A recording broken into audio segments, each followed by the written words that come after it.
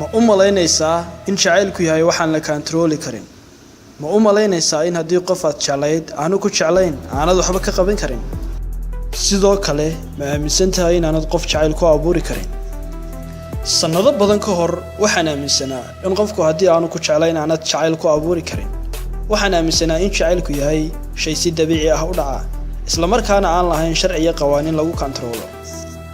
balse muddo kadib markii aan bilaabay akhrinta cilmi nafsiga jacaylka waxaan xaqiiqsaday in jacaylku aanu ahayn shay iska dhaca ee uu leeyahay sharci haga oo maamula haddii aad fahanto isla markaana aad dhacdo sharciyadan waxaad si heer sare ah u kordhin doontaa fursadaha uu qofku ugu jeclaan karo qodobka ugu horeeya haddaynu soo qaadano qodobada aad jacayl qof uga abuuri karto si fiican u daryeel naftaada muuqaalka guud ee qofku wuxuu door muhiim ah ka ciyaaraa inuu qofku soo jiito qofka kale sida fiican ee u daryeesho muuqaalkaaga guud iyo caafimaadkaagu waa shayga ugu horeeya ay dadku arkaan sidaa daraaddeed waa inaad waqti iyo dadaal u hurtaa qurxinta iyo ka warhaynta naftaada marka aad isku dayayso inaad soo jiidato qofka aad jeceshahay haddaba si aad u soo bandhigto muuqaalkaaga ugu fiican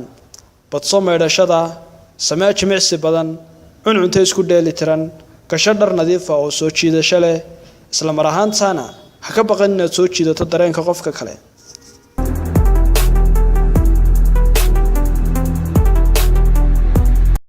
si aad u soo jiidato qofka aad jeceshahay waa inaad noqotaa qof naxariis leh ula dhaqan dadka sidaad jeceshahay in lagula dhaqmo waxaa laga yaabaa inaad fudaydsato arrintan laakiin waa xaqiiq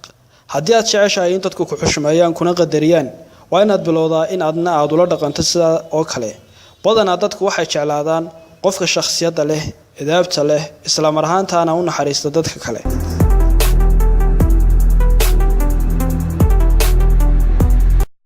marka aad qofka wada sheekaysanaysaan isku day inaad eegto qofka wejigiisa gaar ahaan indhihiisa cilmi baadhis lagu sameeyey jaamacadda Harvard ee dalka Mareykanka waxaa lagu ogaaday in lamaanaha aadka isku jecel ay is eegaan 75% ka mid ah waqtigooda marka ay wada sheekaysanayaan marka dadku ay u wada sheekaysanayaan si caadi ah waxay badanaa is eegaan 30% ama 50% waqtigooda ah haddaba eeg qofka 75% ka mid ah waqtiga aad wada hadlaysaan waxaad awood u yeelan doontaa inaad qofka khiyaanto maskaxdiisa oo sideed u khiyaameynaysaa maskaxdiisa maskaxdu waxay ogtahay waqtigii ugu dambeeyay ee qof eego waqti sidaa u dheer waxaanay u turjintaa in qofkaasi jeclaa waxay soo saartaa jawaab ah inay yana jeceshahay qofka sidoo kale waxay bilowdaa inay sii deyso hormoon loo yaqaano phenylethylamine ama loo soo gaabsado BEA kaasi oo la mid ah hormoonka loo yaqaano amphetamines ay sii daayaan nervous systemku marka ugu horeysa uu jacayl inagu dhaco noqo qof dareenkiisa qarsada oo aan la fahmi karin inta badan ee aad noqoto qof aan dareenkiisa la fahmin waxay badisaa in wax badan dadku ka fikiraan in wax badan qofku ka fikiraana waxay sababtaa inaad soo jiidato qofka aad doonayso inaad jacayl ku abuurto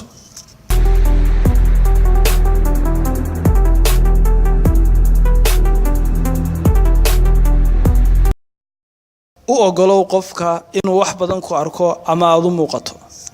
cilmi baadhis ayaa waxaa lagu ogaaday in dadku ay ka doortaan lamaanaha ay xiriirka wadaagaan dadka ay badanaa la kulmaan haddii aanu qofku muddo dheer ku arag waxaa dhacaysa inuu ku iloobo